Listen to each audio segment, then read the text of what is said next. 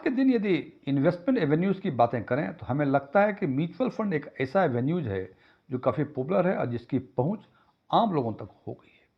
हालांकि जनाब ये हमें लगता है, लेकिन यदि इसके डेटा पर नज़र डालें और यदि बात करें कि आज से 10 साल पहले यानी जनवरी 2015 में कितने फोलियोज थे म्यूचुअल फंड में और आज के दिन में क्या स्थिति है, तो हम देखते हैं कि आज से 10 साल पहले यानी जनवरी 2015 में टोटल फोलियो जो म्यूचुअल फंड में थे वो थे 3.95 करोड़, मतलब 3 करोड़ 95 लाख, जो आज करीब 5.8 टाइम्स बढ़कर ये 22 करोड़ 92 लाख के आसपास हो गई। जनाब पिछले 10 वर्षों में म्यूचुअल फंड फोलियो में बढ़ोतरी 5.8 टाइम्स हुआ, 3.95 करोड़ से बढ़कर 22.92 करोड़ हो गया। और यदि इस फोलियो में से हम एसआईपी का कंट्रीब्यूशन देखें तो जैसे बताया कि 22.92 करोड़ आज के दिन में टोटल म्यूचुअल फंड का फोलियो जो है, उसमें से 10.27 करोड़ यानी 10 करोड़ 27 लाख फोलियो केवल एसआईपी के हैं, जो कि बोलता है करीब 44.8% एसआईपी का फोलियो कंट्रीब्यूट करता है टोटल म्यूचुअल फंड के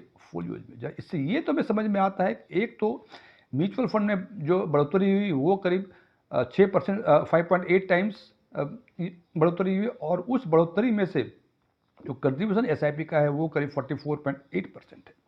अब यदि इसी के एसेट अंडर मैनेजमेंट की बातें करें तो टोटल एसेट अंडर मैनेजमेंट आज से 10 साल पहले म्यूचुअल फंड में 11.81 लाख करोड़ था, जो 5.6 टाइम बढ़ के आज के दिन में 67.25 लाख करोड़ हो गया।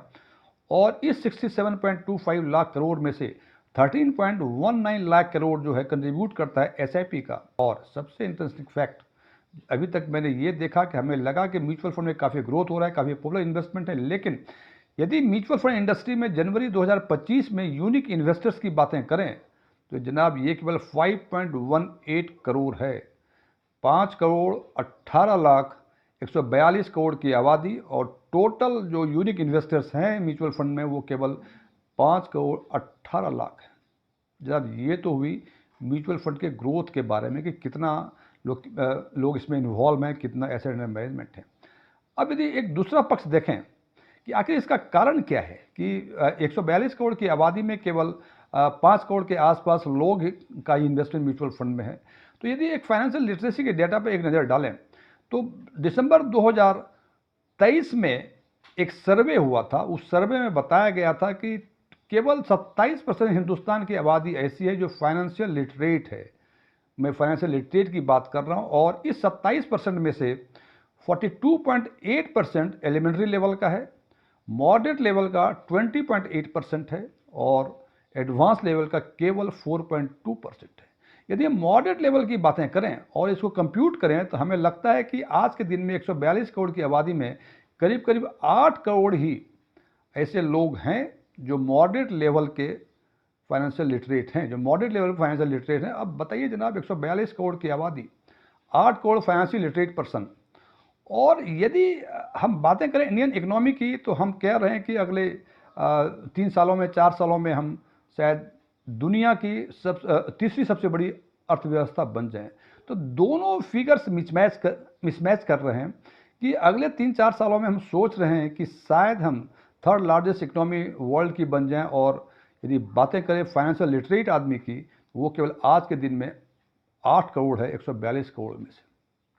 दो बातें हुई, पहला म्यूचुअल फंड कितना ग्रो किया, फाइनेंशियल लिटरेट कितने हैं, और एक तीसरी बात जो सबसे इंपॉर्टेंट है वो ये इंपॉर्टेंट कि यदि आज के दिन में हम अनक्लेम्ड म्यूचुअल फंड के इन्वेस्टमेंट देखें, हम जो सेबी के पास हैं, या यूँ कह लें अनक्लेम जो डिविडेंड और म्यूचुअल फंड के इन्वेस्टमेंट सेबी के पास जो हैं वो करीब 2627 करोड़ के आसपास। हालांकि ये डाटा 1-2 साल का पुराना है, अभी हो सकता है शायद 300-400 करोड़ और बढ़ जाए, तो ये करीब 3000 करोड़ के आसपास हो जाएगा। और इस 3000 करोड़ में से शेयर्स के डिविडेंड और म्यूचुअल फंड फोलियोज के बैलेंस दोनों इंक्लूडेड हैं। और इन बातों को मद्देनजर रखते हुए एमएफआई ने 3 स्ट्रेटेजिक इनिशिएटिव लॉन्च किए हैं, और हम चर्चा करेंगे उन्हीं 3 स्ट्रेटेजिक इनिशिएटिव्स की, और देखेंगे कि ये एक कॉमन इन्वेस्टर्स के लिए क्या मायने रखता है।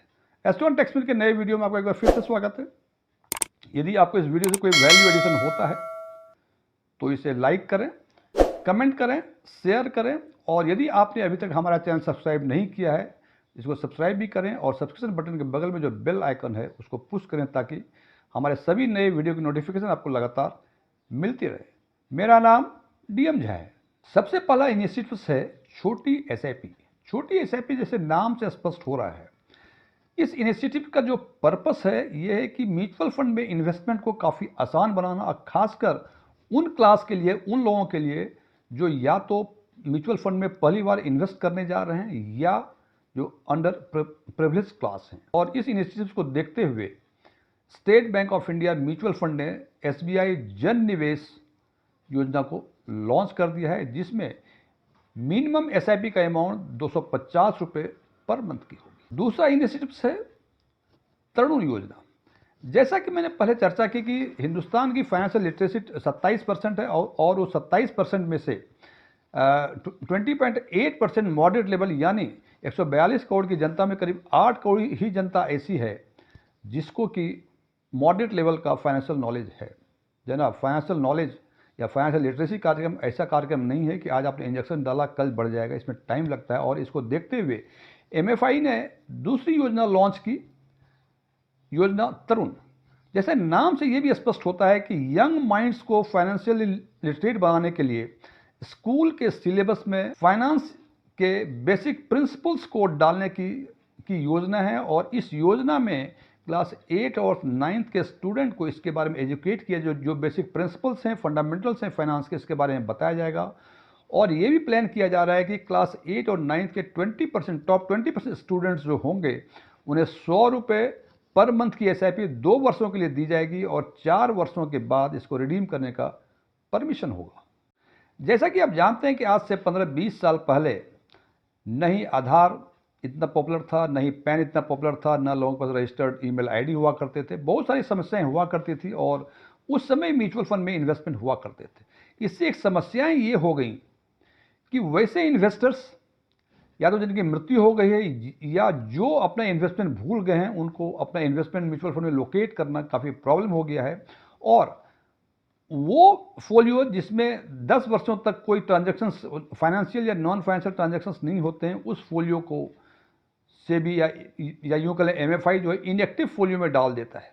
जनाब, जब फोलियो इनएक्टिव हो गए तो उसके बाद वो कंसोलिडेटेड स्टेटमेंट जो आज के दिन में आप डाउनलोड करते हैं उसमें वो दिखाई नहीं देता है। इससे समस्या ये हो रही है कि जो जीवित इन्वेस्टर्स हैं उनको भी अपने म्यूचुअल फंड के, पुराने म्यूचुअल फंड इन्वेस्टमेंट के बारे में पता नहीं चल रहा है। और या खुदा ना खास्ते यदि उनकी मृत्यु हो गई, जो उनको लीगल ईयर्स हैं उनको ही पता नहीं है कि उनके जो होल्डर्स थे उनका कहाँ इन्वेस्टमेंट था और कैसे उसको हम विड्रॉ कर सके। इसके मद्देनज़र रखते हुए एमएफआई ने एक प्लेटफॉर्म लॉन्च किया है जिसका नाम है मित्रा प्लेटफॉर्म। इस प्लेटफॉर्म की मदद से म्यूचुअल फंड होल्डर्स या कोई भी आदमी अपने पैन या रजिस्टर्ड ईमेल आईडी या कुछ और ऐसे पैरामीटर्स जिसके बेसिस पे यह ढूंढ पाएंगे कि क्या उनका कोई इन्वेस्टमेंट म्यूचुअल फंड में है। और इस प्लेटफॉर्म को केम्स और केफिनटेक ज्वाइंटली ऑपरेट करेंगे और 15 दिनों के बाद या तो आरटीए के प्लेटफॉर्म पे या एमएफआई के प्लेटफॉर्म पे या रेस्पेक्टिव म्यूचुअल फंड के प्लेटफॉर्म पे जाके आप अपना खोया हुआ या इनएक्टिव फोलियो के बारे में जानकारी ले सकते हैं। और हमें लगता है कि इन तीनों इनिशिएटिव से एक कॉमन इन्वेस्टर्स को म्यूचुअल फंड इन्वेस्टमेंट करने में काफ़ी सुविधा होगी। और यदि उनका कोई फोलियो इनएक्टिव हो गया है या उसको पता नहीं है इन्वेस्टमेंट के बारे में, वो भी आसानी से ढूंढ पाएंगे। Thank you.